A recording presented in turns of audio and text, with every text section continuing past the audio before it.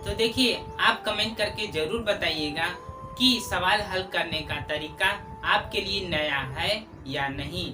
584 गुणे 328 गुणे 547 गुणे 613 में इकाई अंक कितना है? तो देखिए क्या पूछा है, 584 गुणे 328 गुणे 547 गुणे 613। तो देखिए अब इसका क्या पूछा है, इकाई अंक। तो इकाई अंक के लिए क्या करते हैं, ध्यान दीजिएगा, इसका इकाई अंक बराबर, इसका इकाई अंक क्या है 4 गुणे इसका इकाई अंक क्या है 8 गुणे इसका इकाई अंक क्या है 7 गुणे इसका इकाई अंक क्या है 3। तो अब देखिए क्या करेंगे, 8 चौको 32। तो देखिए अब इसका इकाई अंक क्या हुआ 2। तो अब 7 का गुणा कीजिए, 7 दूनी 14। तो देखिए अब इसका इकाई अंक क्या हुआ 4। तो 3 में 4 का गुणा करिए, कितना हुआ 3 चौको 12। तो इकाई अंक कितना आया 2। तो इकाई अंक बराबर 2। तो ऑप्शन ए बराबर 2, बी बराबर 3, सी बराबर 4, डी बराबर 5। तो इसमें ऑप्शन नंबर ए आपका सही है। अगला देखिए सवाल क्या है, 1 से 63 तक 4 से विभाजित कुल कितनी संख्या है? तो देखिए हमको ज्ञात क्या करना है, 1 से 63 तक के बीच 4 से विभाज्य कुल कितनी संख्या है? तो देखिए 4 से विभाज्य कुल कितनी संख्या ज्ञात करनी है। तो हम क्या करते हैं, देखिए अगर हम इसको इस तरह लिख करके 1 से 63 तक करें लिख करके, तो बहुत ज्यादा समय लगेगा। तो हमको समय बचाना है, तो समय बचाने के लिए हम क्या करते हैं, शॉर्टकट लगाते हैं। शॉर्टकट तरीका क्या है, ध्यान दीजिएगा। तो क्या है, 4 से विभाज्य कुल संख्या बराबर क्या करेंगे, देखिए 63/4 का पूर्णांक, मतलब जो लास्ट में दिया रहेगा उसमें दी हुई संख्या से भाग दे देंगे। जैसे 4 से पूछ रहा है तो 4 से भाग देंगे, और जो इसका पूर्णांक आएगा, पूर्णांक भाग आएगा, वही उस संख्या का मान होगा। तो देखिए भाग दीजिए, 4 एकम 4 बचा 2, 23 हो गया, 4 5 20, 3 शेष 3/4।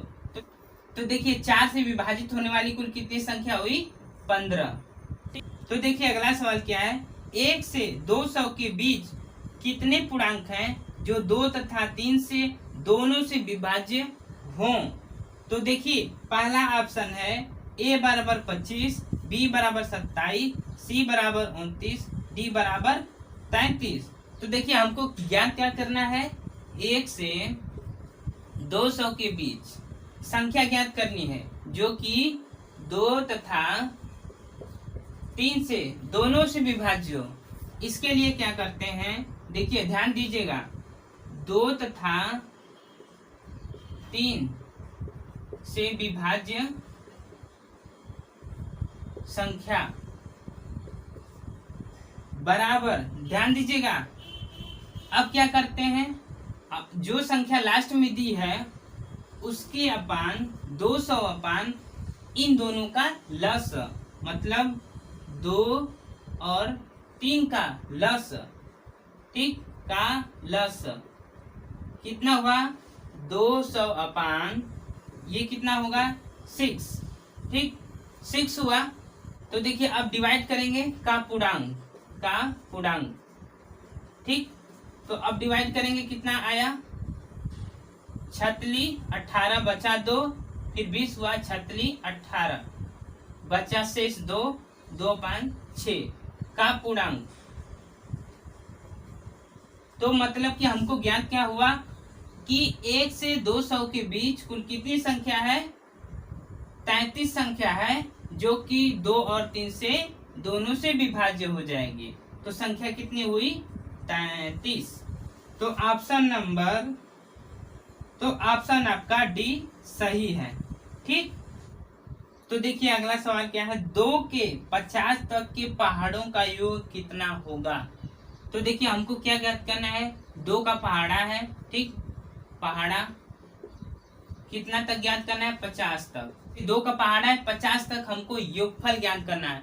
तो ध्यान दीजिएगा क्या करते हैं, तो देखिए 2 गुणे 50, ये 50 है तो 50 कोष्टक 50 प्लस 1 बटा के 2। तो देखिए ये कितना हुआ, गुणा करेंगे तो कितना हुआ 50 दूनी 100। तो देखिए 100 गुणे, अब योग करेंगे तो 51 बटा के 2। तो देखिए गुणा करेंगे तो कितना हो गया 5100 बटा के 2।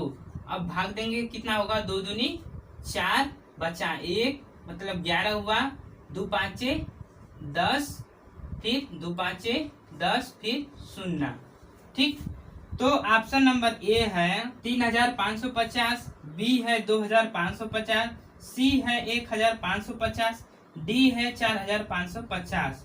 तो ऑप्शन नंबर बी आपका सही है 2550। तो देखिए अगला सवाल क्या कह रहा है, किसी 2 अंकों की संख्या के अंकों का योग 10 है, यदि संख्या में 18 घटा दिया जाए तो संख्या में इकाई तथा दहाई के अंक उलट जाते हैं, तो संख्या क्या है। ऑप्शन ए है 64, बी है 46, सी है 48, डी है 56। तो देखिए क्या ज्ञात करना है, संख्या ज्ञात करना है। देखिए मान लीजिए दहाई अंक कितना है, दहाई अंक x है तथा इकाई अंक कितना है y है। तो इसमें दिया है अंकों का योग कितना है, अंकों का योग बराबर 10। ठीक, योग कितना हो गया 10। तो देखिए दहाई अंक x है और इकाई अंक y है, तो इससे संख्या क्या हो जाएगी 10x प्लस y। तो संख्या कितनी हो गई 10x प्लस y। तो अब क्या कह रहा है सवाल, आगे देखिए, कह रहा है यदि संख्या में से 18 घटा दिया जाए, ये जो संख्या बनी है इसमें से 18 घटा दिया जाए तो इसका मान क्या हो जा रहा है, इकाई तथा दहाई के अंक उलट जाते हैं। तो देखिए क्या उलट जाते हैं, जो y है y की जगह x हो जाएगा और x की जगह y हो जाएगा। तो देखिए क्या संख्या हो जाएगी 10y प्लस कितना हुआ, ये x है, ये 10x है, तो इधर आया तो 9x घटा देंगे। तो और देखिए ये है y, तो घटाएंगे तो कितना होगा, ये इधर आएगा तो माइनस, ये घटेगा तो माइनस 9y, और ये जो 18 है उस साइड पक्षांतर कीजिए, कितना हो गया, ये माइनस है तो प्लस हो जाएगा 18। ठीक, अब ये इतना हो गया, ये समीकरण 2 हो गया और समीकरण ये 1 हो गया। तो देखिए समीकरण 1 में क्या करिए कि 9 से गुणा कर लीजिए। ठीक, समीकरण 1 में 9 से गुणा करने पर कितना होगा, 9x प्लस 9y और ये कितना हो गया 90। ठीक, समीकरण 3 हो गया। ये समीकरण 2 और समीकरण 3 जोड़ लीजिए, कितना होगा, ध्यान दीजिएगा। तो देखिए समीकरण 2 और 3 को जोड़ लीजिए, ये देखिए जोड़ने पर क्या होगा, ये कट जाएगा, ये माइनस है ये प्लस है, दोनों कट जाएगा, ये कितना हुआ जुड़ेगा, तो ये देखिए 9 9 18, तो 18x बराबर, और ये जुड़ेगा तो कितना होगा 108। ठीक, 108 देखिए। ठीक, 18 प्लस 90 बराबर 108। तो देखिए फिर क्या होगा, x बराबर कितना होगा 108 अपान 18। तो x का मान कितना हुआ 18 छक्का 18 कम 18, 18 छक्का 108, मतलब x बराबर 6। ठीक, अब x का मान हमको पता हो गया, तो यहाँ तो समीकरण 1 में मान रख के y का भी मान ज्ञात कर लेते हैं। तो देखिए x का मान कितना है 6 है, तो 6 10 में से घटेगा तो y का मान कितना हो गया, ये 4।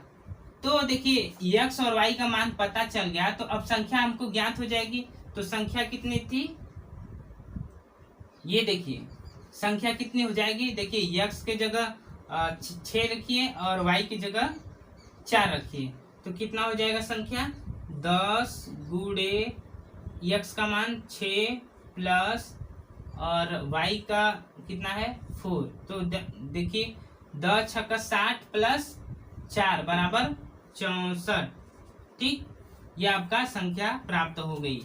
तो देखिए अगला सवाल क्या है, 1/1 इंटू 2 फिर plus 1/2 into 3 plus 1/3 into 4 plus dot dot dot 1/n into कोष्ट में 1 प्लस n का मान है।